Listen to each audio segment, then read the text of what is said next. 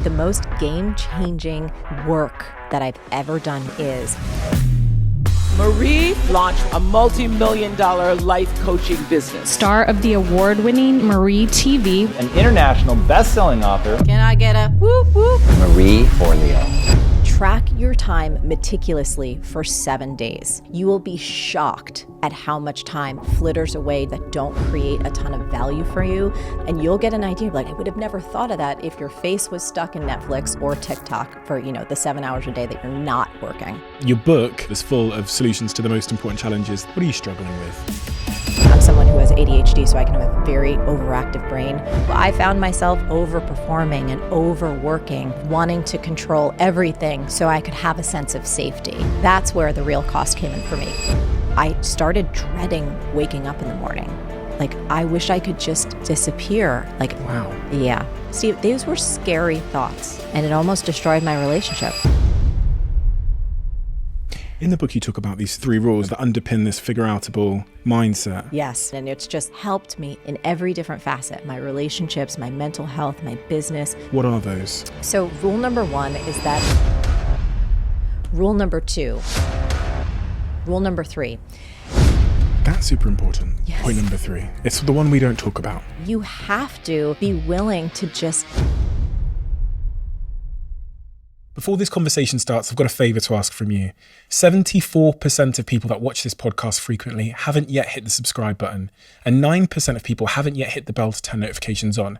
The bigger this platform gets, the bigger the guests get. So if you could do me one favor, if you've ever enjoyed this podcast, please hit the subscribe button and turn notifications on.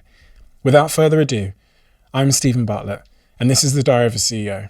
I hope nobody's listening, but if you are, then please keep this to yourself.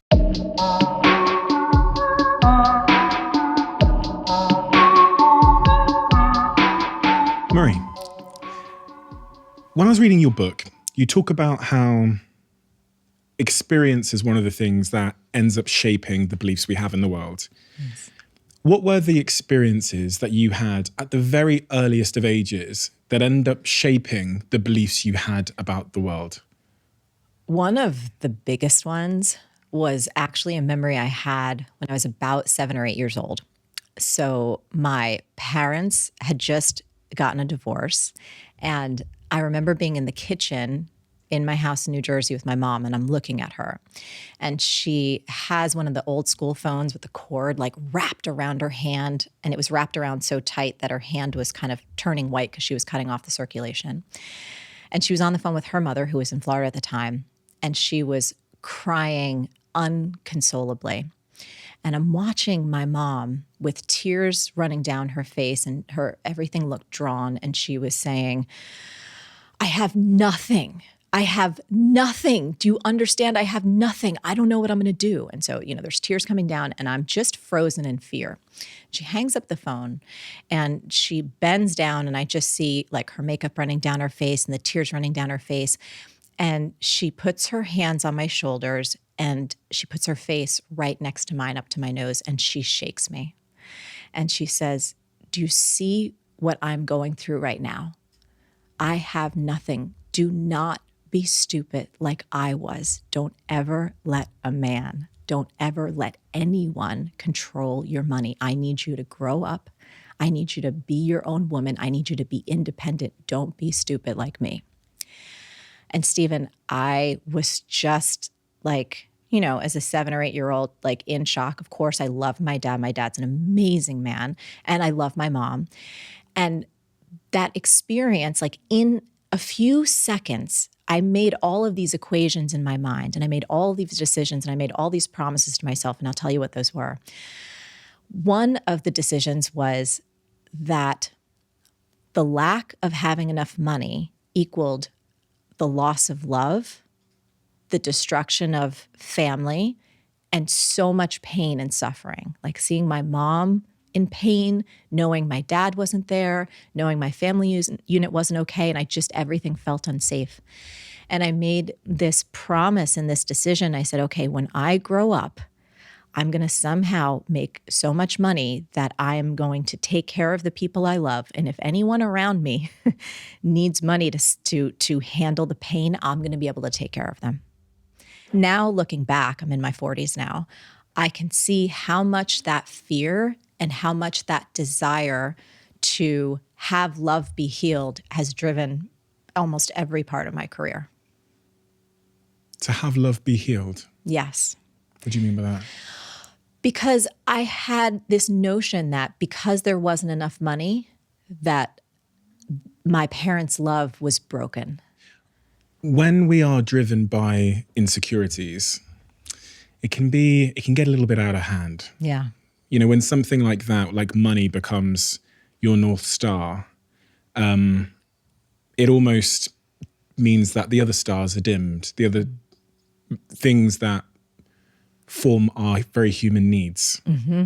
What was the cost then of prioritizing that, of having money as a motivator? In some ways, it was wonderful because there was a rooting in solid work ethic that was fabulous, and at the same time, a self-punishment. I'm never doing enough. It's not quite enough. This is not good enough. It can be better. I can be better. And, you know, for many years, especially early in my career, I didn't really have an off button. You know, it was working 7 days a week, morning until night, missing out on whether it was friends getting married or this one or that one. And some of that, you know, it's complicated. It's multi-layered, right? A lot of times if friends were going on, let's say, a bachelorette party to Vegas or whatever, I legitimately didn't have the money to go.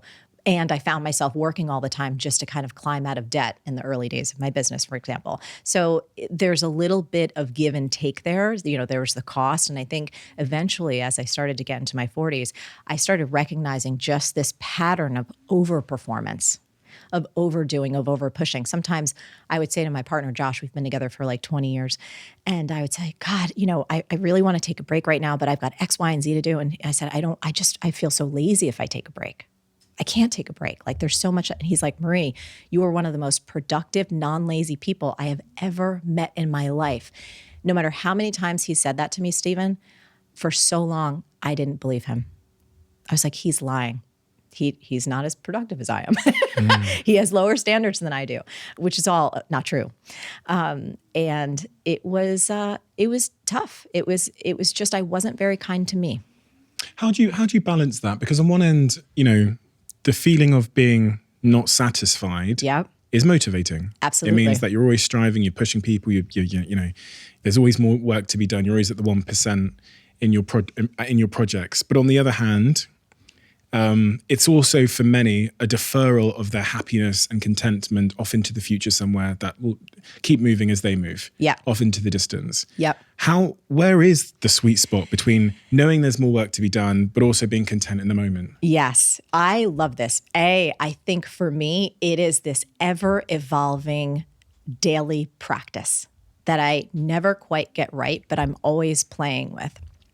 These days, it's about recognizing that, you know what? I have created so much. I'm so proud of what I have. And I'm a human that is entrepreneurial and multi-passionate and creative. So there's all these things. It's the joy of going like, oh my goodness, I'm so grateful for what I have. And here are the things that I am so excited to create. And for me, it becomes this really beautiful, dynamic sense of being where I am fully joyful and grateful for exactly what's happening and super excited for what I'm creating next. So in the past, it was like, oh, well, this isn't good enough. I'm not good enough. I don't have, it was coming from a place of lack, where these days I'm coming from a place of contentment and then an additional place of curiosity and excitement about what's unfolding next. Does that make sense? Of course it does. Yeah. How many people do you think you've coached over the last decade? My goodness. I think that would depend on your definition of coached. So we've had over 100 million people interact with our videos and given beautiful advice, things. That heard your advice or your words. Was there a moment when you realized that this is what you wanted to do with your life? Yes. Because I know you went to Wall Street. That didn't last very long. And then you... Oh my goodness. I failed at so many jobs. So I remember when I was on Wall Street on the New York Stock Exchange, I was really excited about it because it was this place where there was tremendous potential for income, right? And I was around people that were making millions of dollars a year, which is so far beyond anything I could have imagined in my life at that time. And I kept hearing this little voice inside, Stephen, that was like, this isn't who you are. This isn't what you're meant to do. This isn't who you're supposed to be. And that little voice kept getting louder and louder. But the little voice didn't tell me what else I was supposed to do. And one day I was crying my eyes out because I felt like such a failure. My parents had busted their buns to help me get through college, first in my family to go to school. And I knew that I was so lucky to have that job, just any job, right? Healthcare, a steady paycheck. And here I was miserable. I wanted to quit so bad. And I just felt trapped because I didn't want to bring shame upon my family. I felt like a total failure. And the little voice then said, call your dad. So I took out my flip phone at the time, which gives you an idea. It was like the late 90s. And I was crying to my dad and I said, Dad, I'm so sorry. Like you and Mom worked so hard to get me through school. And I can't stand this job. I want to quit. And he broke in all my sniffly, snotty crying. And he's like, Ree, he's like, calm down. He's like, if this job is getting you this sick and you hate it, you have to quit. I said, but Dad, I don't know what I'm supposed to do. Like, this isn't like me. And he said, look, you're going to work for the next 40 or 50 years of your life. You have got to find something you love. And if this job isn't it, then start bartending, do whatever you need to do again. But don't stop looking until you find something that you really, really want to go to do every single day. So the only things I knew about myself were that I loved business, but I was also highly creative. And the only combination that felt like it could work in an industry was magazine publishing. At the time, that was still a thing. And I went to a temp agency. I got a job at Gourmet Magazine.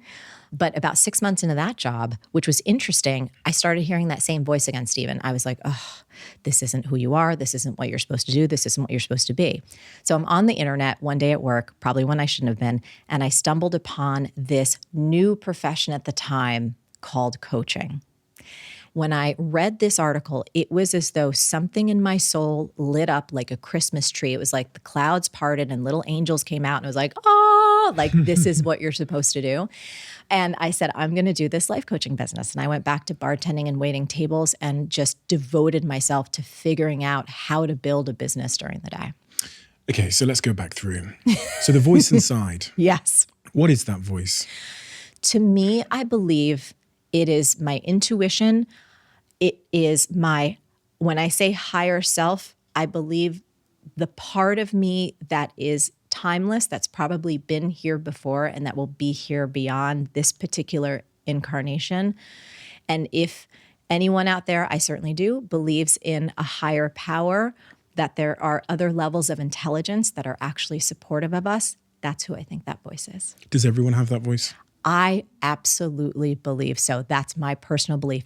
Everyone has that voice. They may not have been trained to articulate and understand and discern it, but I believe it's there. What does it feel and sound like? Soft spoken.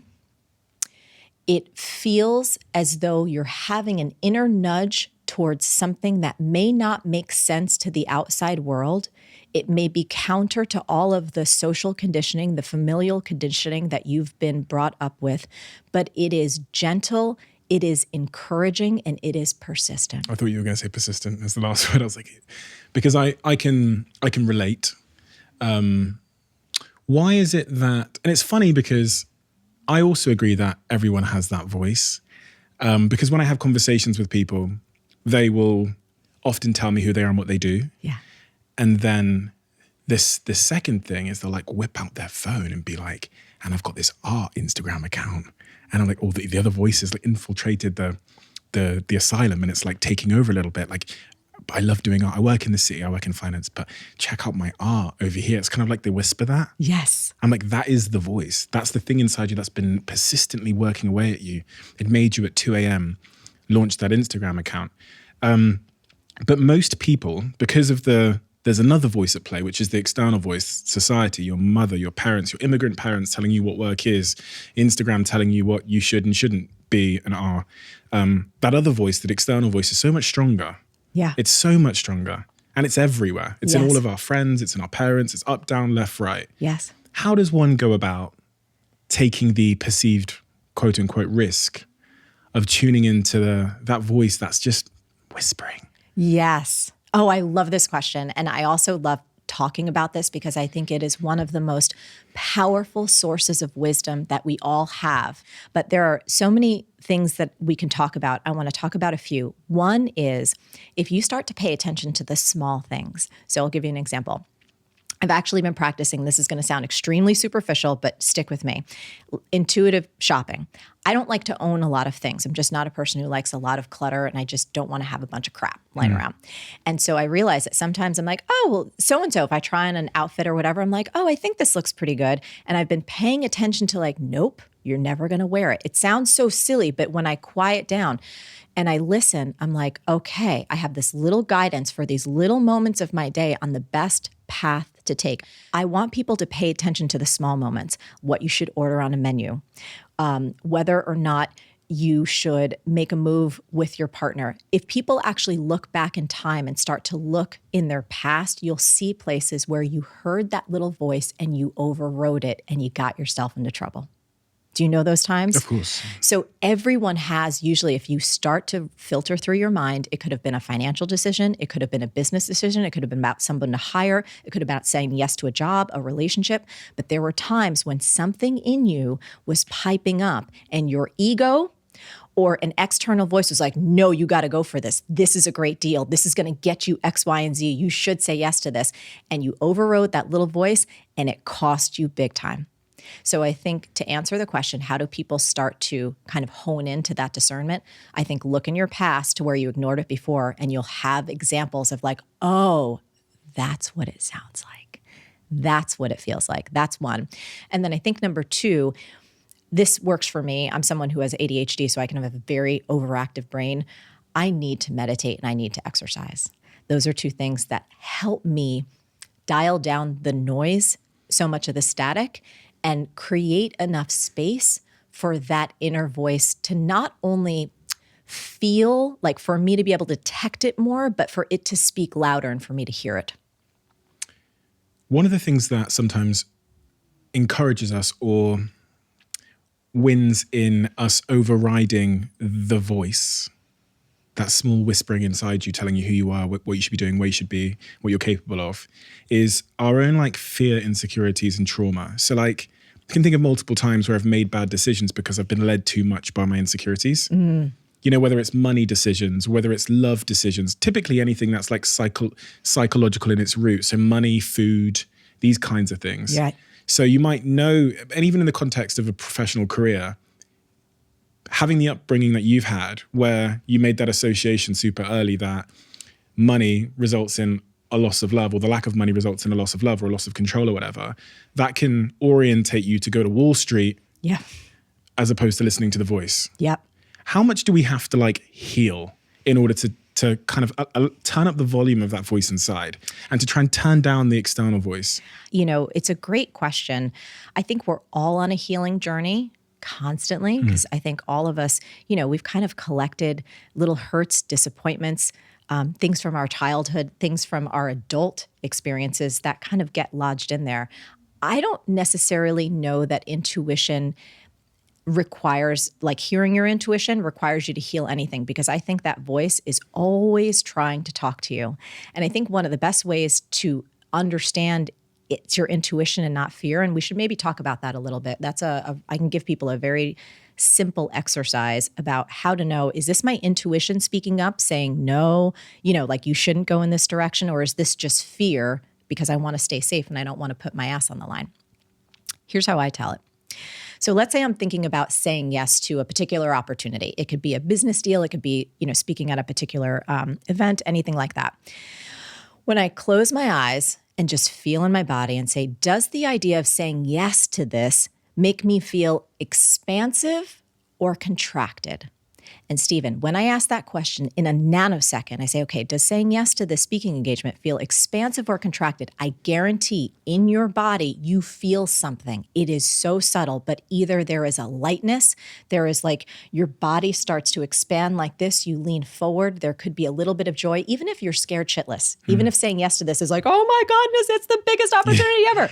Or your ego wants to say yes, but inside there's a part of you that says no, it closes down. You feel heavy, you feel a sense of dread. That's your intuition trying to lead you in the right direction. Question. Yes. Do you ever do things that are contractive in feeling? Oh my gosh, not as much anymore, but I did it so often earlier on my journey because I was so desperate for approval and I was so desperate to be successful. And I had these ideas, if I partner with this person, if I say yes to this particular activity, if I show up here, then I'm going to have some kind of more stature, right? Or I'm going to be noticed more. So these days it happens much less frequently. And I feel like that just comes from having skinned my knees enough and tortured myself enough and created enough pain and chaos that I'm like, I don't need to do that anymore. Yeah, because a lot of the time, the reason I asked that particular question is a lot of the time there's a short-term carrot. I think that's the analogy for.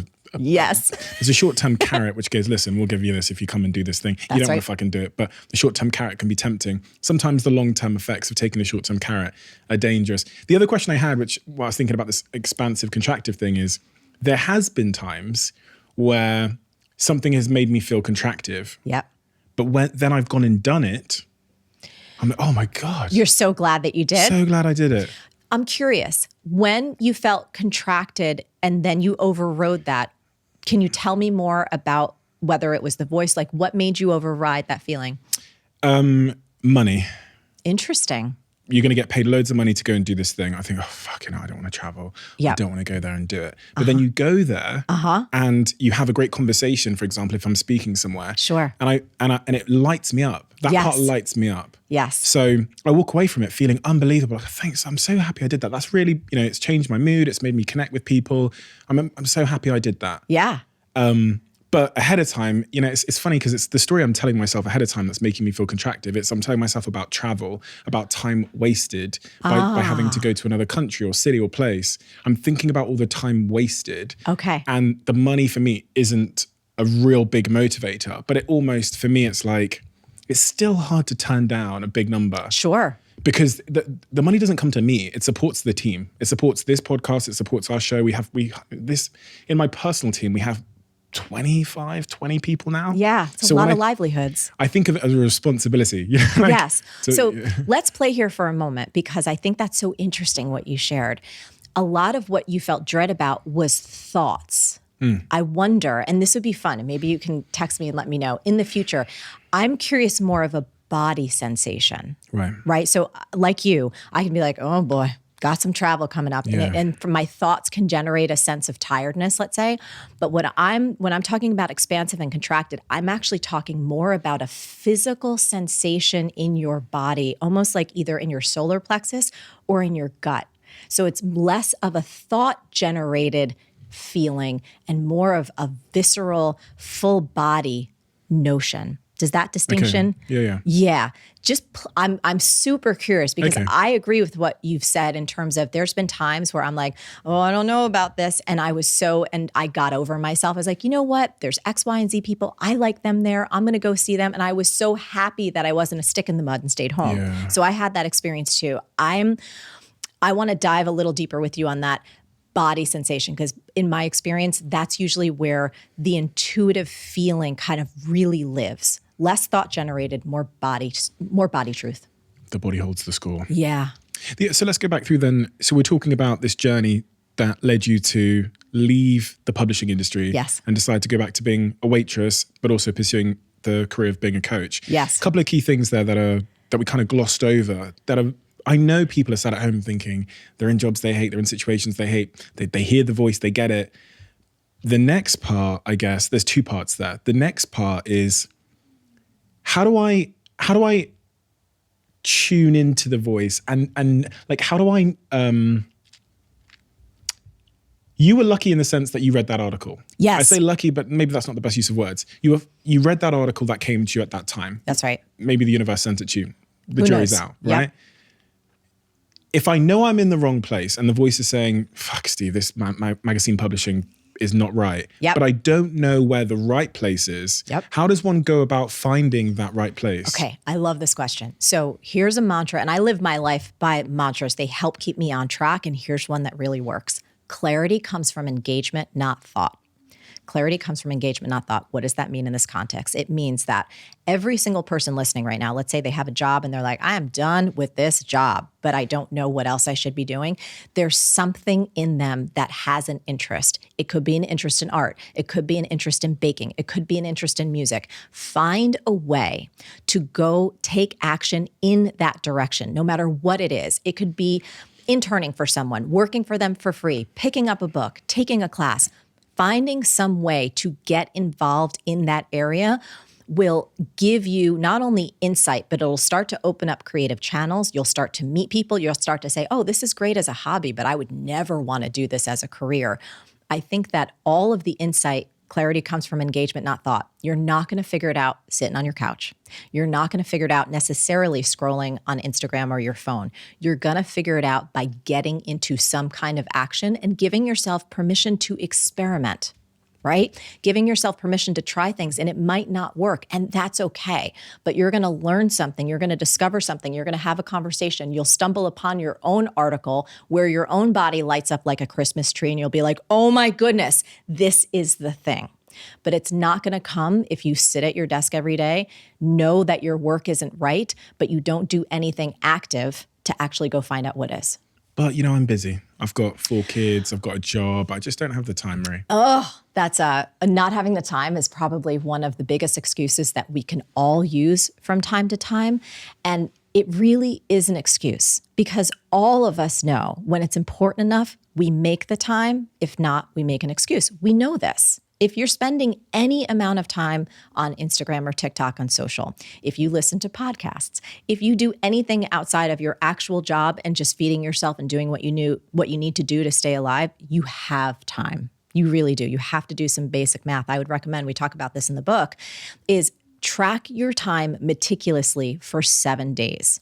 You will be shocked at how much time flitters away doing things that don't really create a ton of value for you, that don't give you an opportunity to even have open time where you're not consuming anything, where you're not having other people's thoughts, ideas, or agendas inject into your head, where you're just giving yourself time to walk around the outside and take a walk in the block and in nature and actually let your mind think or wonder or rest or exercise or do any of these other things that can open creative channels where you'll get a download and you'll get an idea of like, oh my God, I would have never thought of that if your face was stuck in Netflix or Hulu or TikTok for, the 7 hours a day that you're not working. Fine. I'm quitting my job.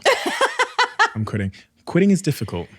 Yeah, it's scary. Why is it so? How do we become better quitters? I was on stage this morning and I said on stage, and I said it all the time, so it's like I sound like a broken record, but we glamorize starting. It's like, oh my God, they started this thing. Yeah. But quitting is the equally important thing you have to do before you start. Yes. And so quitting is just as much of a skill as starting anything. How do I become a better quitter?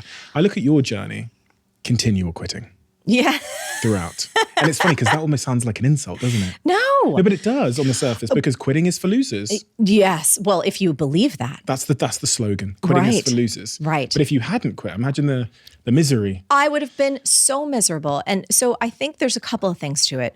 One, I think understanding your risk averseness as a human being is very important. And let me tell you what that means. For me, financially speaking, I'm fairly risk averse. So because of my upbringing, because of this kind of perpetual financial scarcity that there was, I'm not the kind of person who's just going to burn the ships behind me and say, okay, I'm quitting my job, at the magazines and let me just start this coaching business and figure it out. It was like, no, I went back to bartending and waiting tables pretty much 7 days a week because that's what it took to keep the roof over my head and eating food while I figured out this life coaching business. So I would say for anyone listening right now, if you're thinking about quitting, take a look inside.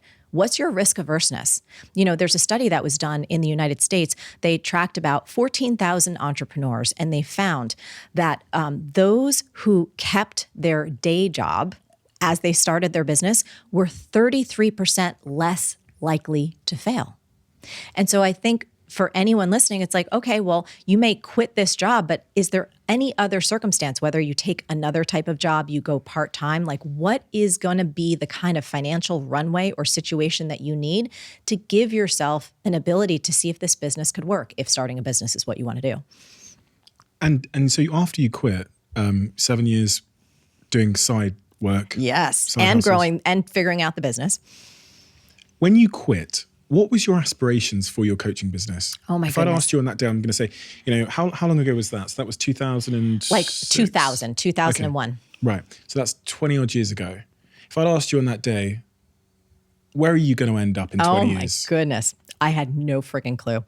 At that moment, I was just entrenched in my coach training and I wanted to be a great coach so badly. Meaning, I didn't really have a huge vision because everything was so new. And I think there was so much uncertainty. And quite frankly, as a 23, 24-year-old, I didn't really have the ability to have vision. Like I read so many success books, Stephen, that were like, and this was like a kind of a line in many of the networking talks I'd go to. It's like, well, what's your 5-year vision? Oh, fuck that. Right? I was like, I have no idea. I'm literally trying to just get the next 3 paying clients. Like, I will coach your dog if you let me. I will coach. That's where I was because I was so committed to trying to be the best coach I could be. And I knew that I needed experience. I needed to work with as many people as possible. So I had no vision for where this thing would go. I just kept taking the next step and the next step and the next step and kind of doing this. It's not talked about enough what you've just said because perfectionism is one of the things that causes procrastination. And especially as we set out to quit and start the new thing, you hear it all the time. I know you do, which is, well, I haven't got enough of this and I haven't figured out this and I need to find a mentor and an investor and this and a website name and this and that. Whereas in reality, in everything I've ever done, it's this like horrifically messy stumbling forward into the darkness. And even with this podcast, I'll tell you how it came to be was I enjoyed doing it. That was it.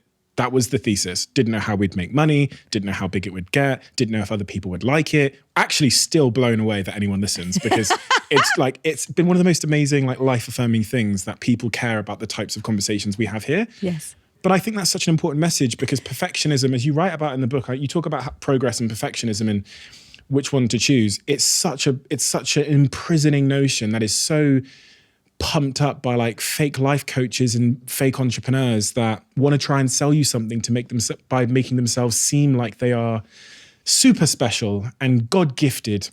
Yes. Where we're all just messy little unorganized, scared frauds. 100% and so human. And so this is the other thing, so start before you're ready. So Stephen, I have to tell, as a young life coach, I knew how ridiculous it all sounded. It sounded cheesy to me. Again, can I tell you my first workshop? There was 5 people in it. I was 24. That's a lot. My parents right, were 2 of them. Right. My yoga instructor from college and one of her neighbors, actually 2 of her neighbors that she pulled in off of the street. And I had created a whole little workbook. I had done it with Microsoft clip art. I stapled the little workbooks together and I stood in front of 5 people in my yoga teacher's basement in New Jersey and I delivered a day-long workshop.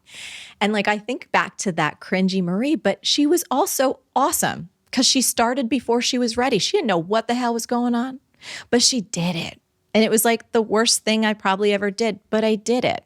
And then it gave me a little bit of experience to then go do something else and then go do something else. So to your point, it's everything for me has been messy. I'm I don't know if this is going to work. This sounds like a lot of fun. I have energy towards it. I want to make a difference. Let's try it. And what about today as you sit here now? Yeah. Today, it's still messy. I talk about this all the time. I'm 99% of what any of us need to do to grow our business, we've never done before. So we don't know what the hell we're doing. That's why for me, everything is figure outable. This phrase is so useful. I use it every day still. It's not there's some blueprint or some roadmap to guaranteed success out there. That's not how it works. And if you're someone who's innovative or creative or you're trying to do something outside of the box, there certainly ain't no playbook. So you have to be willing to just try things and experiment and flop around and laugh at yourself and then get up the next day and do it again. In the book, you talk about the 3 points of philosophy that... Oh, the 3 rules. The 3 rules, that underpin this figure outable mindset. Yes. What are those? So rule number 1 is that all problems or dreams are figure outable. Rule number 2, if a problem or a dream isn't figure outable, it's a law of nature, right? So death, maybe taxes. Rule number 3, you may not care enough to solve a particular dream or reach a particular goal, and that's okay. Find something that you do care deeply about and go back to rule number 1. And what that does is it creates a container for us as human beings to be honest about what we care enough about to go figure it out. Because in my life, there hasn't been one thing yet that I have truly wanted to either understand, achieve, transform. Do you know what I mean? Have 100%. some different relationship with, that when it was true in my heart, that I haven't been able to figure it out. And if I don't want to figure something out, like I can get real with myself. Like I don't care enough about this to go figure it out right now. That's super important. Yes. Point number 3. It's the one we don't talk about. Yeah. Because we'll all have goals in our life that we think are important. We think we want to do. I want to become a DJ. I want to start working out and get a six-pack. I want to be an artist. They often don't happen. And we end up thinking that they haven't happened because we are an unmotivated person. So we say, we start beating ourselves up. I'm unmotivated. I'm a failure. I'll just keep trying at it. We very rarely pause and go, do I actually want it? And there's this weird thing that I noticed, which I won't name the person, but they know who they are because I know they're listening. There's this weird thing that I observed, which taught me a really important lesson. It's just sometimes like we want to want something. And the way that my manager's laughing at me. The way that I describe that is like, we want to want something. Yes. We want to have the motivation to do the thing. We want to want it. Yeah, we want to want it. We so think we should want it. Yeah, so we go around saying we want it. So like, I really want to go and lift weights. I might say, Stephen, I really want, I'm saying to the world, I really want to go and lift weights. But it's because I want to be the type of person that wants to be that wants that. Yes. So I go around saying it, but I don't actually want it. I just want to want it. Yes. I had this same conversation with my best friend and we were laughing about this because I have put so much pressure on myself at so many different points of my career because I think I should want something. Yeah. And I'm like, but for example, I think you'll appreciate this because I think you and I share a similar philosophy, perhaps about social media, for example. So I suck at social media, right? I'm never on it. I don't put any attention in it. I actually had a colleague of mine say to me, like, Marie, you're so good at what you do. Like, why aren't your numbers bigger? And it was like one of these, like when someone makes a comment and you're like, oh, that kind of feels like a punch in the gut. And you're just like, I don't know. And anyone who knows me, my friends, and even my audience, they know I'm like very transparent. I'm like, I don't spend a lot of time on my phone. Like I'd prefer to write books. I create programs. Like there's other things. And then I just want to live my life. Like I feel like I'm like, if I was really committed to being a change maker, then I would be making videos. I was like, what the hell is that philosophy? Like I remember torturing myself. I should want to want that. Exactly. But the truth is I don't. Exactly. And that's the hard part to admit. Yes. That's the really hard part to admit, that we just don't care enough. We just don't want it. It's someone else's. It's someone else's. And I think that just having this conversation, because I would imagine there's folks listening to us right now that think that they should want to want something and they don't. And then what happens? So, I failed to go to the gym to get that six pack that I tell myself I want, or I failed to start that business because I don't really want to, but I want to start it. Yep. And then I use excuses. And the number one excuse is I don't have the time, because that's a cloaking of, as you said earlier, that's a cloaking of your true priorities. Yep. It's a way of saying, so it's not my fault. It's just a lack of time in the day. There's only 24 hours. But really, as you said, it's actually how you use your time is one of the clearest demonstrations of your actual priorities. Of your values. Yeah. 100%. 100%. The way that I always like to keep myself honest about like what I want and to call myself out on my own excuses, this is the 2-word distinction that has helped me the most. Understanding the difference between can't versus won't. So anytime that I'm about to say, I can't do that. I can't do this. God. I can't get up earlier to work out to get those six packs. I can't write my next book. I just don't have the time. For me, learning Italian. I can't learn Italian. I have so much on my plate right now with my business. So 99, not 100, 99% of the time when we human beings say can't, it's a euphemism for won't. And what does won't mean? Won't means we really don't want to. We're not willing to make the sacrifice. It's not that important to us right now. And so I always encourage myself and other people to play with this. Like anytime you're about to say the word can't, Try on won't, or try on that's not a priority for me right now, and see how your body feels. Going back to this body truth, something in me goes, you know what? I actually don't want to learn Italian right now. You know why? Because in my free time, I'm watching The House of Dragons. You know what I mean? I'm watching this show or that show, or I'm hanging out with my friends, or I'm doing something else where I could be dedicating that to my Italian studies, but I'm not. You know why? Because that is not my priority right now. That is so much more honest, and it's so much more freeing. And then all of a sudden, I'm not a bad person. I'm not ambitious enough. I'm just me. It's such a small, important change in like words and thinking. Just that swap from I can't do something, which says it's not possible. Right. Or I'm not in control, which is even the worst one. I can't, it's not possible, to I won't, which empowers you in such an important way. It says, actually, these are decisions that I'm making. I'm not the puppet, I'm the puppet master of my life. That's right. And I get to call the shots around here. That's right. And it says, I think just like, that's not my priority right now. I choose not to. That's not my choice at this moment. That's so much better. You can try on any one of those, but Yeah. all of a sudden, like something in you, I think, feels the honesty. You feel the alignment. All of us, you feel more alive and you have more energy. And I'll tell you, you do that enough, you tell yourself the truth about you enough, and all of a sudden you start falling in love with the real you. Not the you that you think you're supposed to be to get everyone else to like you. Not the you that society has told you that you have to be, or all the people that you compare yourself to who are probably faking it anyway. But you fall in love with the real you. And that's, in my experience, where real happiness and satisfaction and fulfillment comes from. The other part of that switching from I can't to I won't is in the external relationships we have with others. Because I made the mistake with my partner once upon a time of when she suggested something to me and I did not want to do it, I would say I can't, right? What I'm doing is I'm absolutely lying to her because she wants to go and do this thing at this place and I'd go, sorry, I can't because I point at my schedule, I go, so I got, what I'm doing is I'm telling her I want to, so ask me again in the future because I'm interested. But I can't right now because of an external factor. So my girlfriend keeps asking me if I want to do this thing and I'm continue to say I can't. And it's building a really inauthentic relationship. Well, and that's fundamentally built on a set of lies. There was a point, and I think it was because of one of my podcast guests, where I just tried being honest. Yeah. And it was the best thing I've ever done. Yes. And do you know what? She really appreciated it. Me going, do you know, I don't want to do that. It's so important. Even in business and in relationships and all of those things, someone being honest with you is very rare that it's so effective when they are. I actually took a phone call as I was coming down the stairs to start this conversation from someone. And they called me and said, hi, Stephen, just so you know, this is a cold call. So if you don't want to do the call, just hang up now. But if you've got 20 seconds, let me know. And I was shocked.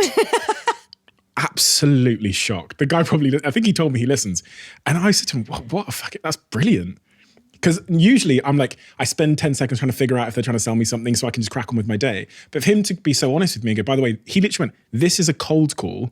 I'm going to tell you about a product. If you don't want to take the call, feel free to hang up now. And I was like, wow, this is amazing. You're like, so this guy's got game. Of course, I was like, what is it? He told me the thing. I went on their website. I looked at it. I said, we use a different tool called Brandwatch. But I said, like, this has been so inspiring, your honesty with me, that it was so disarming. Yeah. And I think people are smarter than we give them credit for. So what's happened on every cold call that I've ever received is that they call me and go, hi, Steve, is this Stephen Bartlett? I go, who is it? They go, is this Stephen Bartlett? I go, who is it? They go, just want to check, is this Stephen Bartlett? I go, yeah. They go, so what are you doing with your data infrastructure things at the moment? Because we've got an offer and it's like, and then I'm like, fuck, get out of there. But the honesty was so disarming, and people are smarter than we give them credit for. Yeah. So when you go around telling your friends or your loved ones, whatever, or your work colleagues that you can, they know.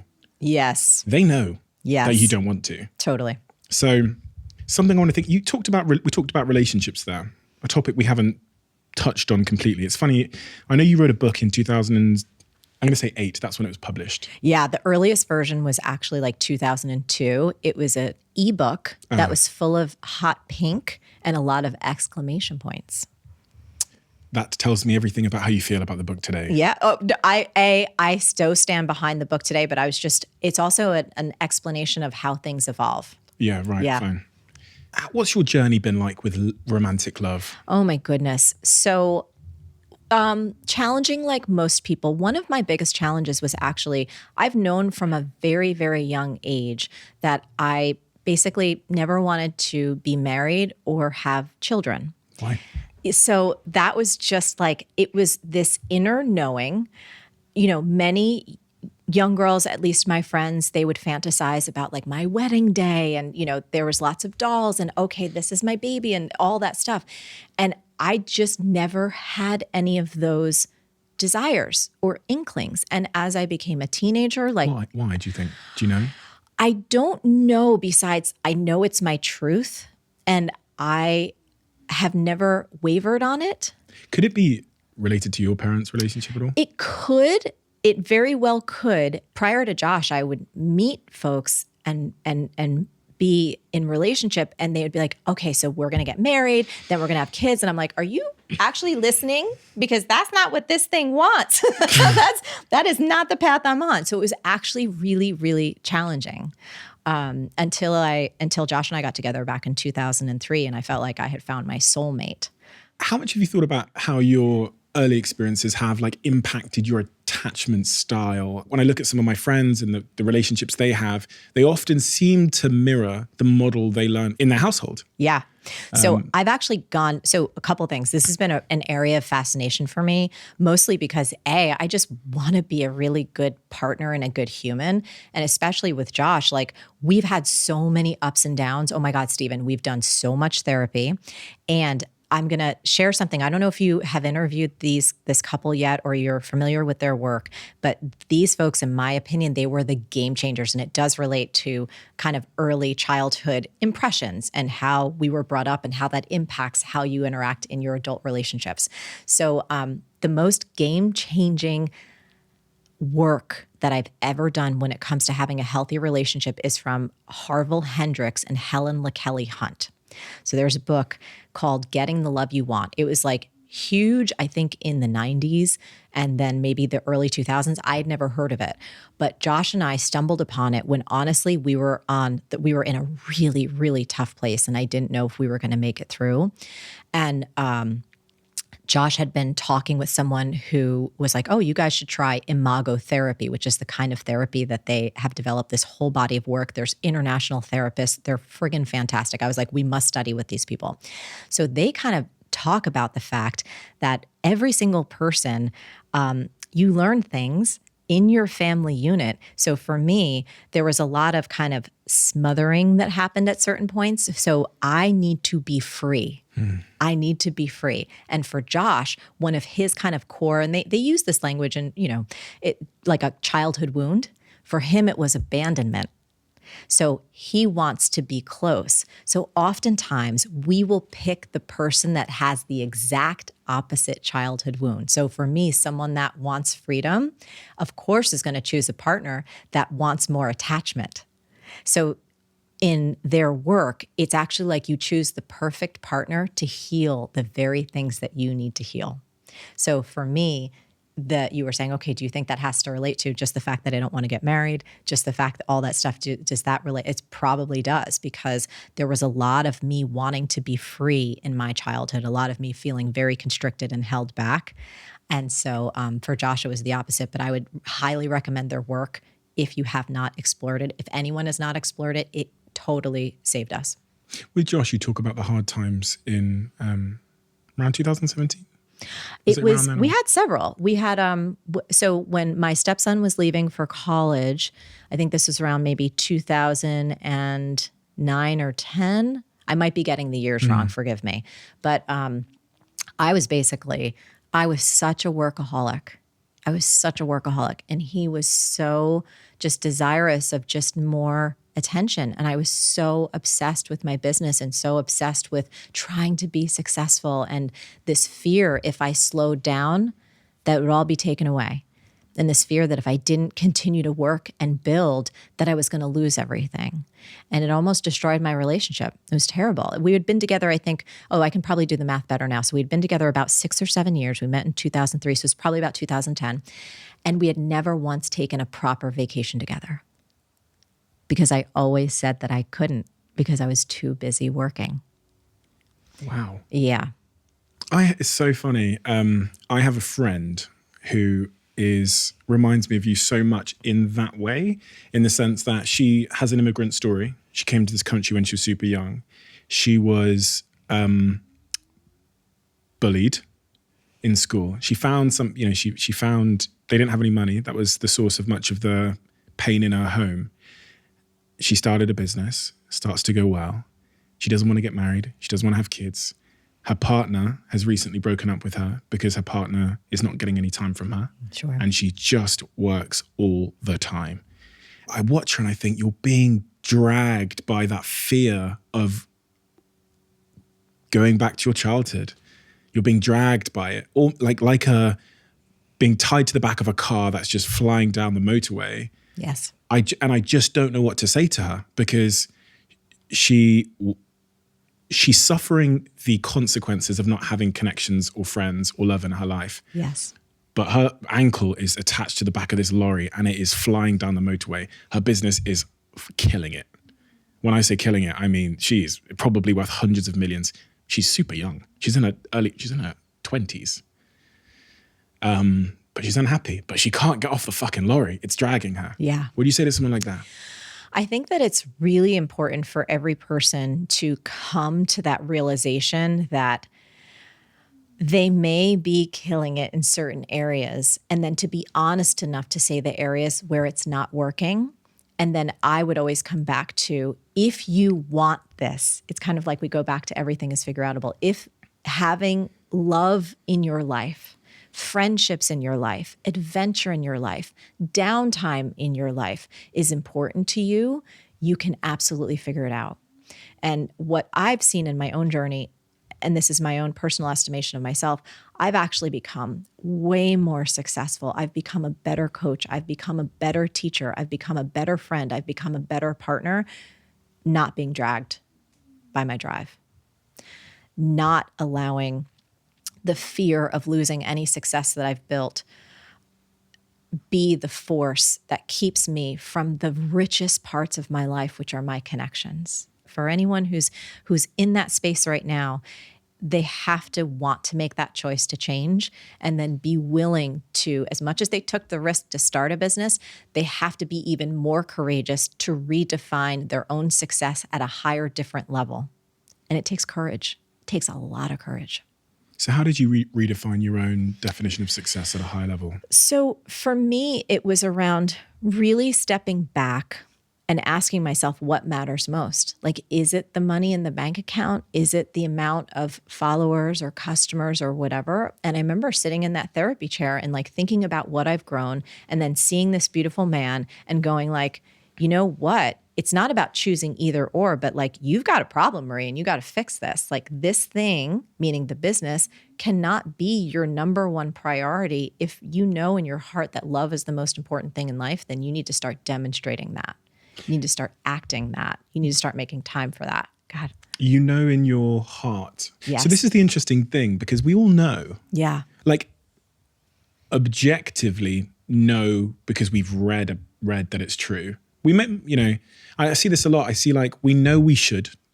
Goes back to kind of the wanting to want thing. Yeah. I know that people are happier when they have friends and when they have a romantic partner, typically, in whatever dynamic that relationship is formed. I know that to be true. But I feel like I need to keep building this fucking business and climbing that ladder. And Sure. It's such an intense, strong, all-consuming feeling just to keep on going, keep throwing coal into the engine of this train. Yep. But I know I should spend time with my friends. This is where I'm going to go back. Well, all this stuff. So as it relates, and I think those are maybe two different slight nuances. So I would go back to the Helen and the Harville work. Like there's a couple of tools that they teach you. One of which is this tool called dialogue. It's a very structured form of having a conversation with your loved one. Stephen, I cannot tell you how healing this particular form of work is. You can probably look it up online. They do tons of workshops very inexpensively. They're actually even taking their workshops into police departments, like because it is transformative, how it helps people connect, how it helps people see each other, how it helps people hear each other, and how it helps people heal. And when Josh and I started practicing these tools that we learned from Harville and Helen, something in me relaxed and I was able to see and hear and recognize and understand Josh's needs in a way that did not feel threatening to my own drive for my own success. It was as if previously those two things were at odds. And then all of a sudden, everything was integrated where he felt really heard and seen, and I felt really heard and seen. And it was as though that battle completely disintegrated.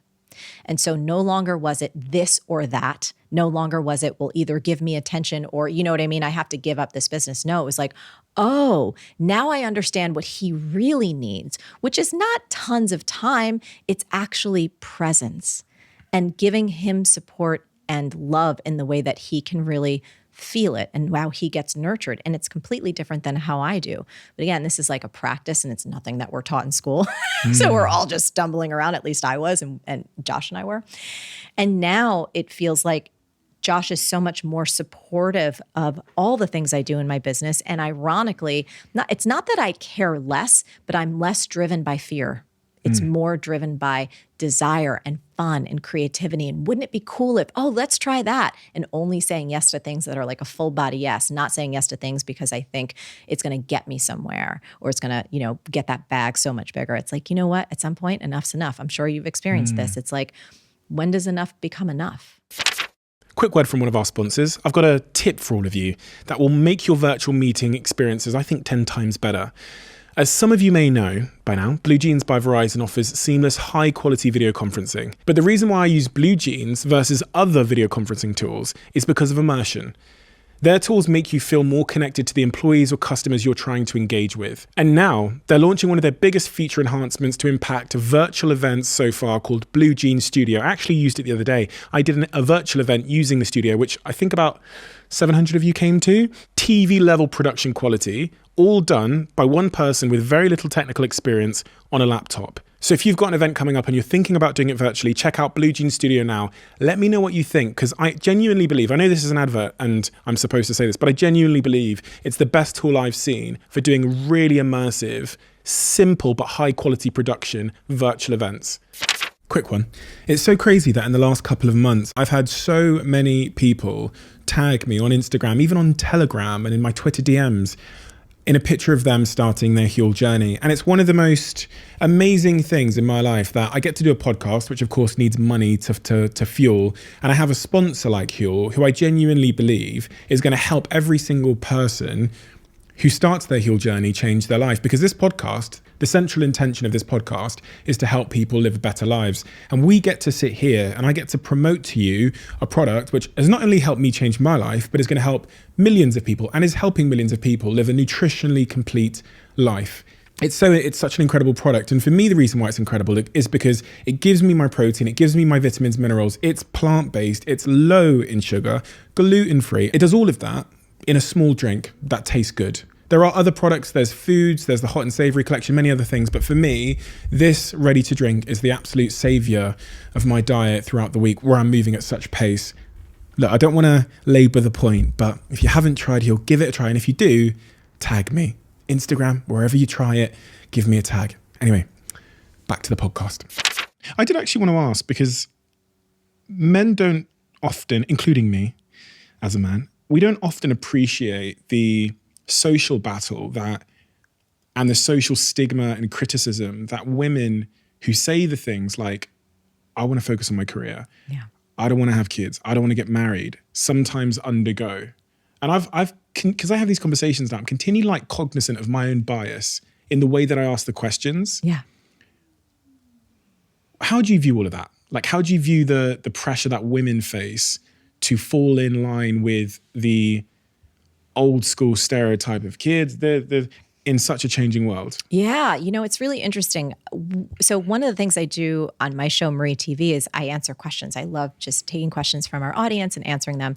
And one of our viewers said, hey, Marie, how did you decide not to have kids? And we had never covered the topic before. And I was like, oh, well, I want to talk about that. And it was one of the most popular episodes that we've ever had. And it was because it sparked this discussion just about choice and about, oh, wow, you just didn't want them and you knew that? It wasn't a struggle? And I'm like, that's maybe not everyone's journey and that's great, but I need to be honest about mine, because one of the things, and we've had talks with my mom about this, it's like her kind of set prescription was so there from society and from, it's like you get married and you have kids. And that was, I think, her authentic dream, but it was also the conditioning. right? And I just think it's interesting. I like talking about it because I think it's really important for every woman to know that she has the right to choose her destiny. And whether that destiny includes a family, doesn't include a family, includes some semblance of what she believes is a family. Like, I want women to have that choice. I can't tell you how many comments were under that video. People left comments anonymously who had given birth and absolutely loved their kids and said, I would have made a different choice if I knew I had one. And it was shocking how many women feel that they must follow this prescription. And I think in 2022, when we're recording this, I'm like, my eyes bulge out of my head. I'm like, no, they don't have to. And we need everyone's gifts. And it's like, I just knew from the moment that I could understand, I was like, that is not my path in this lifetime. My path in this lifetime is to help people give birth to their ideas and to possibilities. It's not necessarily to give birth to a physical child through my physical body. And so I like to talk about it just because I want women to have as many choices as they possibly can to be as brilliant and as impactful and happy as they possibly can. Yeah, certainly not a topic we talk about enough. Yeah. Because it goes back to these kind of like colliding narratives. The narrative is much stronger that, you get married at this age, you do this, you get a mortgage, you get a house, you have your kids. And they're all before here. If you don't, you're a failure. That's right. We all feel that. Men feel it too in other ways, but I think the social pressure sometimes is a little bit more intense on women to meet these deadlines and these timelines. Yeah. Time genius. Yes. Before we started talking, I asked you what was front of mind at the moment, and you said time genius. Yes. Why did you say that? So probably for, I would say, almost a year and a half, if not 2 years, so much of my own creative energy has been pouring into this new program, this new experience that we created, really born out of my own pain. I hit a wall at the end of 2020 where I didn't realize how burned out I was, I think like many of us. And I found myself in this position that I'd never found myself in my whole career, where I started dreading waking up in the morning. And so I went on this journey of discovering and putting together, like, how do we heal the paradigm of living in time stress? And I describe that where it's like, you don't know what to focus on first when you wake up in the morning because there's so many things to do. You feel guilty if you take a rest for 5 minutes because your brain says, I should be doing something more important. You have trouble prioritizing. You feel like no matter how many hours you put in, it's never enough.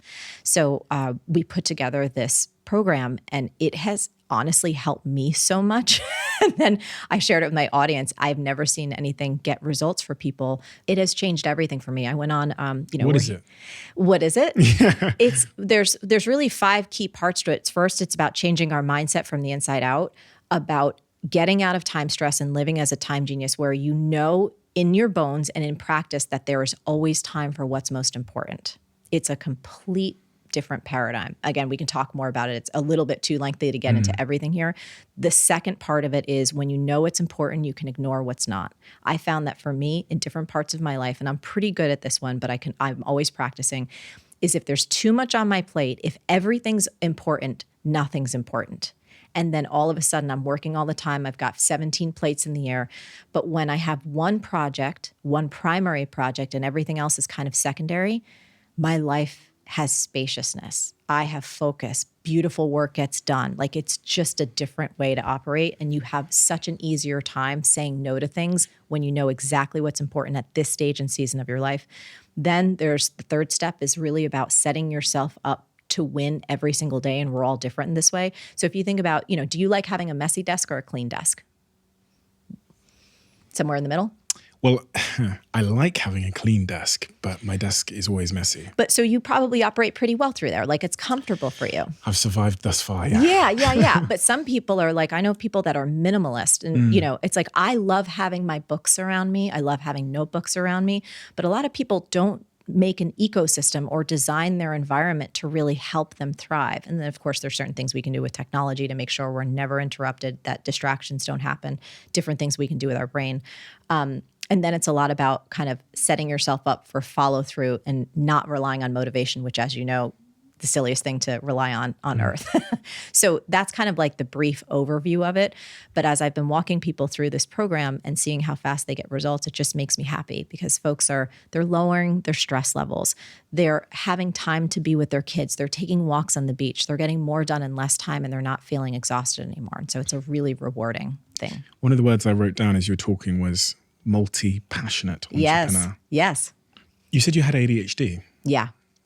Is that somewhat linked to your multi-passionate entrepreneurialism? It's a great question that I don't know if I have a good answer to, because I'm certainly not a clinical psychologist. Like I went to the best ADHD doctor in the country who gave me the diagnosis. And he's like, you have the gift. I'm like, thank you. I have the gift. Thank you very much. So I don't know if those two things are linked.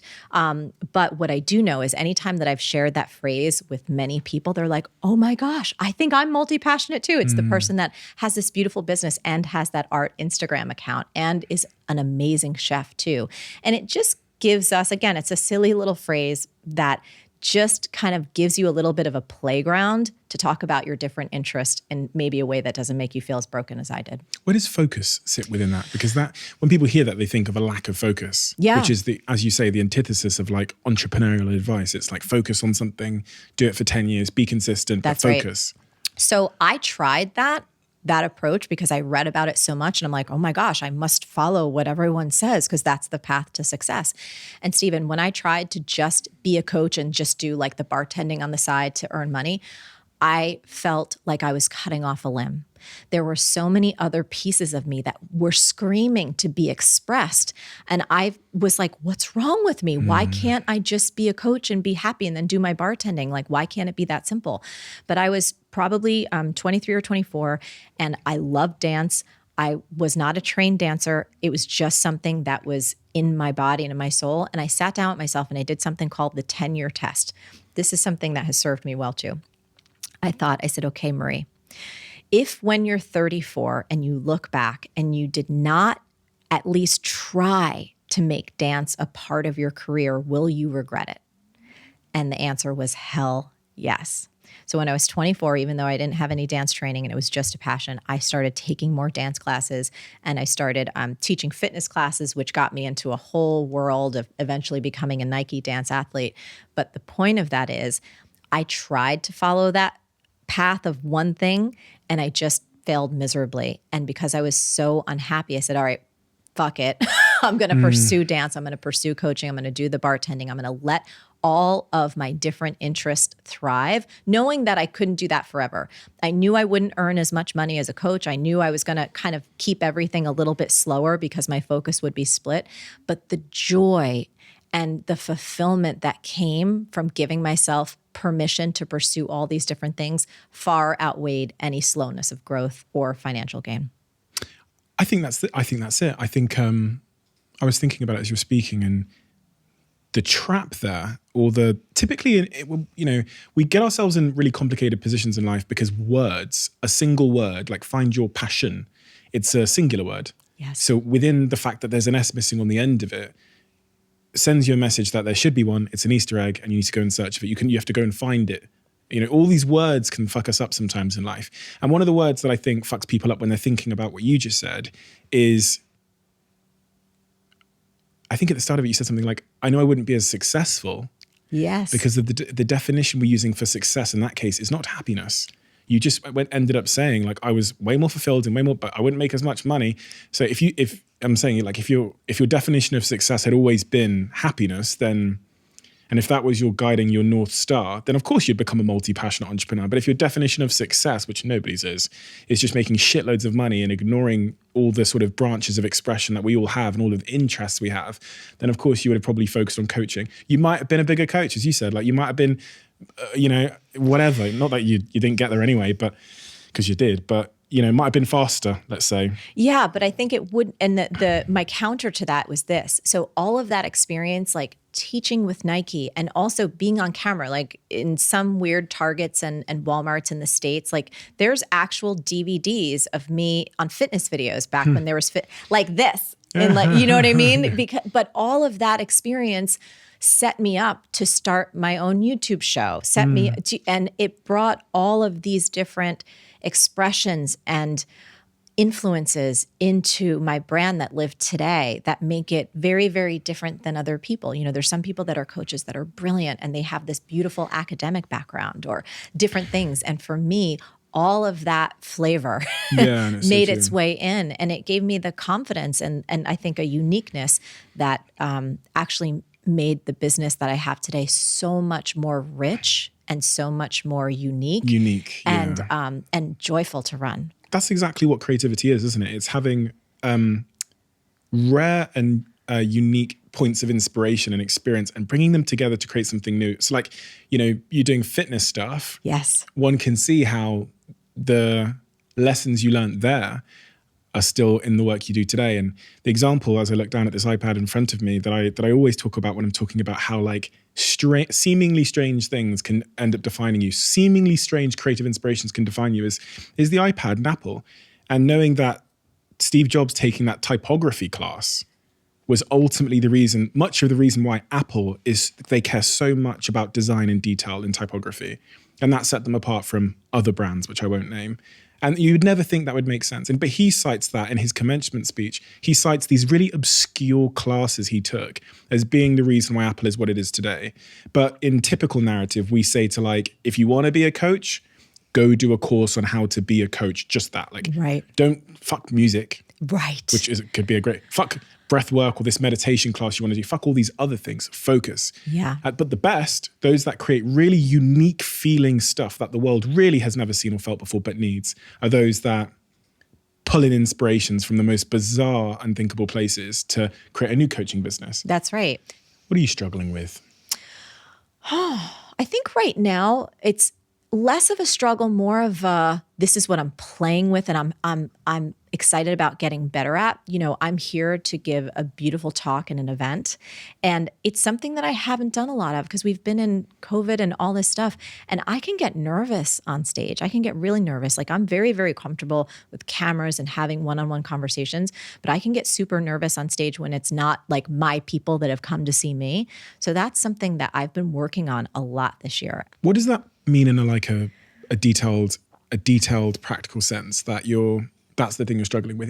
So it's an anxiety, a fear? Yeah, sometimes it's about, oh my gosh, people will ask me to come speak on stage, different stages. And I've said no so often because I have so many other things that my attention's on. And I'm a person, I like to prepare and I like to deliver as much value as I can. I want to take care of a host and their audience.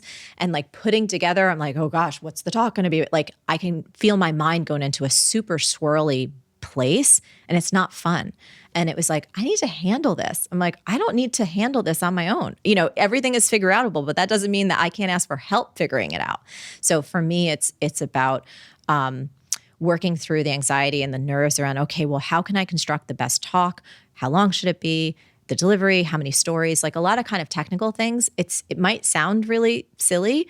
I don't know if it does or not, but it's things that like my head just goes like this about. And I'm like, okay, I want to get over that. Where does that come from in you? I don't know. I think that one of the things I've seen about myself is that when I do something enough times, I get super comfortable with it and then I can be really creative and playful. And so I think it's honestly a lack of having done it a lot recently. Like when I was on book tour, it was just like, like it was so much fun. And it had like a very clear focus. I was like, oh, we're talking about the book and all the content was right there. But when things are more freeform, I'm so creative that it can get like wild and crazy. So I want to put containers around stuff and give myself more opportunities to do it in a way where it feels really fun.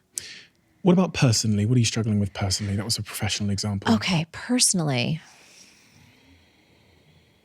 Struggling. I don't, and this is not, I'm probably going to sound like a total asshole. So I'll just say that out loud.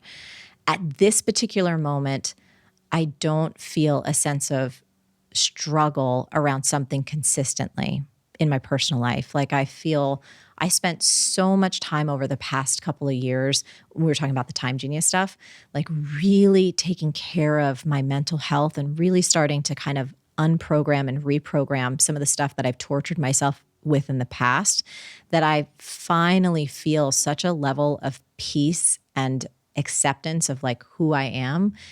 And Josh and I have done so much work, and I feel so grateful. And he's the person I spend the most time with. And we have just I'm so grateful for our relationship. So in the personal realm, there's not one that comes up right now. That doesn't mean it's not going to come up, you know. So if I asked Josh, Yeah. say if I'd called him this morning and I said, Josh, what does Marie struggle with personally? What would he say? He might say, I know what he would say. He would probably say, being hard on herself. Being hard on herself. Like basically before I was coming here and getting ready, I was like, you think the talk's going to go okay? He's like, it's going to go great. Like, you know, I can have those, like, just like, is it going to all be okay? Like that kind of stuff. And, yeah, I think he's just like he's consistently my champion for being nicer to myself. Like if he catches me, sometimes I won't catch it myself if I'm going into a mode of like really getting focused and, you know, maybe working a little too long. Is like, have you eaten? I'm like, thank you, because I have not, or something like that. Are you still being dragged? You know, I don't feel that way. That's the honest to goodness truth. There was a couple of opportunities that came up specifically around this trip. And I heard that you should do that, right? I heard that voice and I just politely declined, and I didn't feel any guilt about it. And I was like, that felt new for me, to be honest, because I've gone on trips and work trips and things like that. And like every moment of every day, you know what I mean, was packed so that you could maximize every opportunity. And before I came here to see you, like I was with my team and like shopping for a pair of jeans that I really wanted. And it was lovely. In Everything is Figureoutable in chapter 10. Yes. The world needs your special gift. Yes. That's the name of the chapter. There's a quote. You say, most high achievers struggle with feeling like a fake, but never talk about it. It's like a dirty little secret. Everyone's afraid to admit. I'll tell you right now, I still feel this way at times, and I've been doing this work for almost 2 decades. Do you feel like a fake sometimes? Oh, yeah. I mean, what we were just talking about with the speaking things. Like I have the voice in my head, Stephen, like, you've been coaching and working with people for over 20 years. Like, how do you still have anxiety about getting up on a stage? I can see emotion in your face. Oh, totally. Yeah. Because it's like so much judgment. Like it's still there, even though I do it. But it's like, I talk to my best friend about this all the time. And she was like, Marie, you're doing great. But it was like, I still have that voice. That's like, you should be able to just walk up on any stage at a moment's notice and like fucking crush it. But it's just not the truth. I can't do that. And so that voice is still there. And when I hear it, I continue to practice to be kind to myself and go, it's okay. You're doing okay. Do you feel like you're enough? I'm better at this than I've ever been. I'm not nowhere near perfect. Please no. But I am so much less susceptible than I used to be. You know, like I was telling you about that person that said, you're so good at what you do. Like, why aren't your numbers bigger? That conversation. I felt like such shit, right? And it was just like, oh God, you know, like you've been doing it. Why aren't your numbers bigger? Like, so that if I get sucked into that conversation, I absolutely do not feel like enough, 100%. When I have enough perspective or when I can, you know what I mean? Like get sober from that. I'm like, dude, everything is like, I'm so happy. How do I get sober from that? One of the ways that I realized that for me, and this is just me personally, being on social was not healthy for me. It was not because, you know, in any given moment, you're either like engaged in your life and creating and like just being with people, you're making a meal or, you know, like whatever you do. Or for me, like even just being on there, it's like, it's almost like a little thought worm gets in. And then 2:00 in the morning, you wake up and you're like, why am I not doing X and X like so-and-so is, or I should be doing this. Like it's that whole conversation. I should be wanting this, or I should be doing this. And I found it to be really toxic for me. I found it to be really unhealthy for me, where I was like, wow, if I'm on this thing, I find that I'm comparing myself. And when I'm not on this thing, I'm like, yeah, like I'm so happy. I'm really creatively productive. I'm more prolific. Like I'm a better leader. I'm a better partner. I'm just happy. So I actually don't spend hardly any, I like don't do it at all. There'll be people, that want to be coaches or that Yeah. want to pursue careers in creating that, Yes. that feel the same way, Yeah. but they could buy my business. Yeah. How am I going to be successful in my business if I'm not on social media? Sure. I think that there are really helpful and useful ways to do so. And I think that it doesn't have to take a lot of money. It just takes a little bit of creativity, and it takes some really strong personal boundaries and standards. So for instance, at this point in the game, I have a team, you've met some of them today, like we'll create content and they'll post it. It's not much different than me with my YouTube show or my podcast. I'm not necessarily the one going on YouTube to upload things. Does that make sense? I have no money. Dude, I have no money. Well, this is something you could probably get an intern. This is one of the things that's everything is figure outable. You can absolutely figure it out. Like even if you had to work a little bit extra, if you were a bartender like me or waiting tables and one of your shifts was devoted to hiring someone to post things for you, you could figure it out. Or you could set limits for yourself. Instagram, and I don't know because I don't know much about the app because I'm not in there much, but I know that you can turn off, or at least mine is, you don't have to see the amounts of likes on anything. You just actually see an image or whatever. And so you can kind of craft the tools so that you keep yourself away from the things that fuck you up. And then you go on. And I showed this to an artist friend of mine who was absolutely drowning because she was comparing herself to all these other artists. And I showed her how to mute things because she loves those human beings, but it's just her own ego gets so sucked, right? So it's like she wishes all of these people well. She's a beautiful person who wants everybody to be successful. But like most of us, it's built into our neurology. It's built into our biology to compare ourselves. And if you spend enough time on that, you're going to wind up feeling like shit. It's funny, you said something earlier where we were talking about kids and you said the advice you'd like to give to women is just, or the narrative you'd like to put out there to women is that, by the way, it is a choice. Yeah. No one ever said that to me about social media, that like I could be intentional about how I use it. We download the app. It says, put your name in. We do as we're told. And then it quite clearly, because of the comparison psychology, we're like, okay, I need to make this number bigger and these numbers as big as possible. That's what I'm doing here. The pause I had maybe a couple of years ago was like, the harm is done in I'm choosing to follow people. And this, like a library, is now the greatest influence over my worldview, my view of myself in the world, is me just hitting that follow button. I'll follow Kim Kardashian, Kylie. Oh, this account's called Get Rich, Become a Millionaire.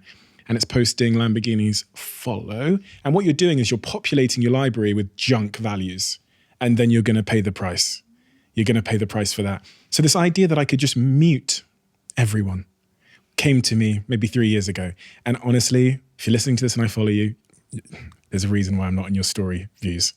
Because 95% of people are muted. The people that really matter have my WhatsApp. They send me like inappropriate gifs and completely memes and stuff. Like, you know where I'm at. Yep. So yeah, and I'd never post anything personal in terms of what I'm doing in my life, where I go on a holiday, what I drive, whatever, on there anyway. I don't want to play those games. I post ideas. Yep.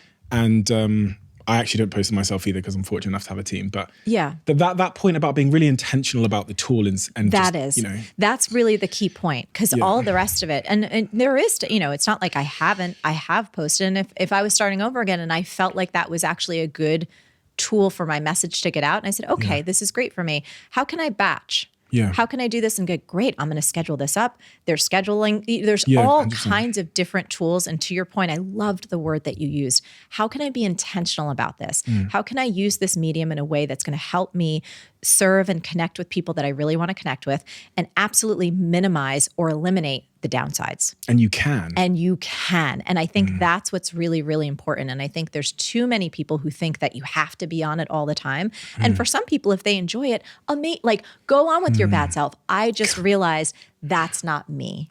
We don't realize the role that media is having on our values and our psyche and our mental health and our well-being. I read this wonderful study. He basically exposed them to certain media, to an advert with a toy in it. The children that watched the advert with the toy in it versus the children that didn't watch the advert with the toy in it were then asked, who do you want to play with? A really nasty person, a really mean person that's holding the toy, or a really wonderful human being, a really lovely kid that didn't have the toy? Those that had seen the advert, the kids that had seen the advert, always chose to go and hang around with and play with the nasty kid with the toy. And what that shows is how the media, that influence, the glamorization of that toy shifted your values at a really fundamental level. And if you think about that, you zoom out on an adult's life and how something they see, consume in this digital library can make them skew their orientation towards junk values, and how that will lead them to like unfulfillment, a burnout, bad connections, bad relationships. You've got to be intentional about that library. I'll say one thing too that I've shared with my audience that maybe some folks in yours will find useful, especially if you are a person who consumes social media or other media content when you first wake up in the morning. I think 85% of folks who own cell phones do. Create before you consume. Create before you consume, whether it's creating a stronger mindset, a stronger body, spending time in nature, being with your partner, writing that song, creating that piece of art. Just create before you consume. And it's like a really fun mantra that you can use anytime during the day. Like if you're going to pick up your phone because you're insecure, you're uncertain, you're uncomfortable, you're fearful, you don't know what to do next. So you're like, well, let me go for my little, addict thing. Create before you consume. Let it be a pause and ask yourself, what do I really want to create right now? Do I want to consume other people's ideas? Do I want to get sucked into this hole? Or is there something I want to create? Is there a meal I want to make? Is there a walk I want to take? Is there a friend I want to reach out to? Do I want to take a picture and send it to my best friend and say, oh my God, I'm thinking of you? Whatever it is. But this notion of just creating before we consume, again, that's just been another one that's helped me. It's so powerful. It's so simple. And I definitely need to heed that advice, because I wake up and I look at my WhatsApp and I say, oh, fuck. Especially when you've got like global like businesses in different time zones. Sure. Waking up to a crisis every day is not the best way to start your day. But listen, Marie, we have a closing tradition on this podcast where the previous guest asks a question in the diary of a CEO, which is on the table here. This is the official diary of a CEO. This is the one of one. Where they ask a question for the next guest. They don't know who they're asking it for, and I don't get to see it until I open the book. So here we go. Handwriting is interesting, so give me a second. What lesson have you learned from your lowest point, and is there anything about it that you're grateful for? I don't know if there's one specific lowest point, but I'll choose one. The lesson that I learned from a low point was to always trust my instincts and to not outsource wisdom, to not outsource what I should do, to not look to other people to find the wisdom that already is within me. And I think that trusting of that little voice and to never, ever, ever, ever doubt it. That was probably, that's the lesson I keep getting in my life, and I keep adhering to and learning on different levels. And am I grateful for it? 100%, because I feel like every time I have a low point and struggle and go within rather than go without, I develop an intimate relationship even deeper with myself, and I have a greater level of trust and faith that not only is everything figure outable, but that there is a higher intelligence, there is a greater wisdom that is absolutely on my side, and that it has nothing to do with external tools or external people or external expectations. And then if I'm quiet enough and courageous enough to be still, the answer's within. When was that lowest point? The one I was thinking of was actually when Josh and I were sitting on the couch and he told me, I don't think I love you anymore. I think this is done. And I was in such shock. This was, remember when we were talking about how there was like we've had many ups and downs, but this was one where we were sitting and I was looking at him and I felt that his heart was like so not available. It wasn't just a normal fight. And Stephen, my gut dropped and I felt, it was like all the oxygen got sucked out of the room. And I felt like I had fucked up the best relationship that I had ever had with my work addiction. And I remember it was a moment of either like feeling fearful, like, okay, this is done. And I need a defense mechanism, which would be some version of screw you, get out. Do you know what I mean? Like, fine, it's over. And then I remember saying, he said, I don't think I love you anymore. And I said, that's not true. And I was like, this is not over. But it did not come from it sounds super aggressive. I know that sounds really scary, but there was, and I'm not kidding you, there was this inner voice that I was like, he's hurt, you're hurt, fight for this. Fight for this relationship. Do not let this go. So that inner voice, it's easy, especially for someone like me, when I can get hurt, there's a somewhat of a natural, or at least back at that time, to be defensive, right? And say, I don't love you. This is done. I'm walking out. I don't need you. And I was like, you fucking be humble and you fight for this relationship. And I remember sitting there and telling him that this wasn't over. I understand that he believes he doesn't love me anymore. I said, I still love you more than anything, and I'm willing to do whatever it takes to see if this can be repaired. And I asked him, I said, I'm willing to do anything. We can go to therapy, whatever, but are you willing to at least take a step to see if it's possible? Because I think this is the greatest love of my life and I don't want to lose you. And I saw something in him crack, meaning that I could see he was hurt and he didn't know I cared that much.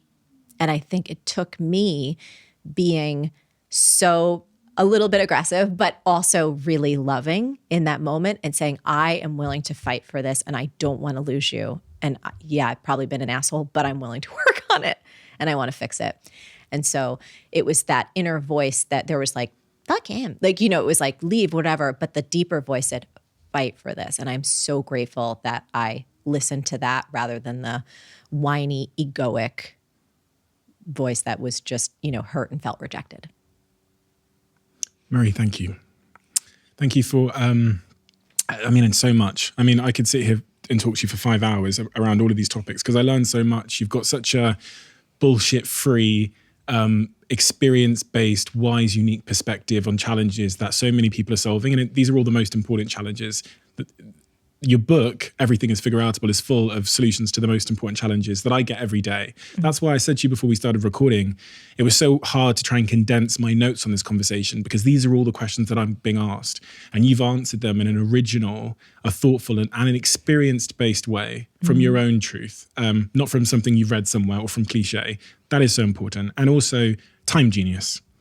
Your description of that, it rings true to so many people in my life. I think maybe too many people in my life. So it's wonderful that you've got a resource out there that everyone can access, that I have no doubt in my mind that they will, that will really go to serve people and help them go on that journey of finding out their true fulfilled self and aligning themselves a little bit better against that external voice and a little bit closer to that internal voice. Thank you for your time. Thank you for your wisdom, your honesty, your vulnerability, and everything you're doing for so many people because it's really important.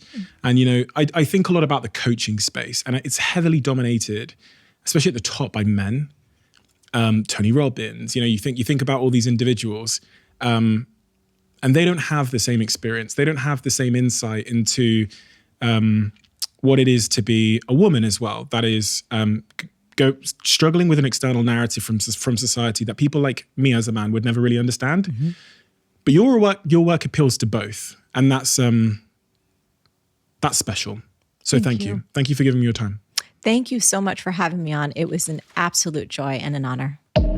Quick one. As you might know, Crafted are one of the sponsors of this podcast, and Crafted are a jewelry brand, and they make really meaningful pieces of jewelry. I think I've worn this piece for almost a year.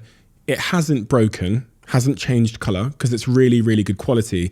And it costs roughly 50 quid. I'm not the type of person that has Rolexes or jewelry that cost tens of thousands of pounds. I want pieces that are reliable, that look beautiful, and that hold meaning and significance for me. And that's exactly why I've worn Crafted for so long. And when we had the conversation about them sponsoring this podcast, I was so unbelievably keen for them to do so. Check it out if you're a guy, craftedlondon.com.